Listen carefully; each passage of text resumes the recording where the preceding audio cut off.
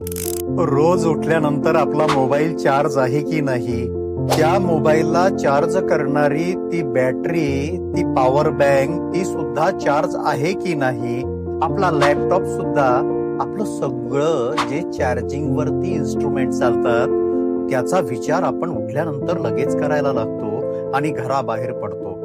पण जीवनामध्ये अंतर्मुख होऊन जर विचार केला तर तुमच्या मनाला, तुमच्या अंतःकरणाला चार्जिंग करण्यासाठी किंवा चार्ज करण्यासाठी उठल्यापासून तुम्ही काय केलंय, त्याला चार्जिंग करण्यासाठी तुम्ही काय केलंय, त्याला नवा आयाम देण्यासाठी तुम्ही काय केलंय. तुम्ही फक्त या गर्दीचा एक भाग होत आहात. तुम्ही फक्त भौतिक वस्तू गोळा करत आहात. तुम्ही फक्त भौतिक वस्तूंवर तुमची अधिसत्ता गाजवत आहात.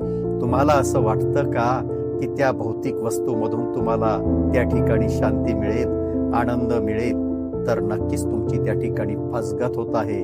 कारण भौतिक वस्तूतून जर तुम्हाला आनंद मिळाला असता तर भौतिक वस्तू गोळा करणारी लोक या आनंदाच्या वर एका वेगळ्या स्थितीला जाऊन पोचली असती.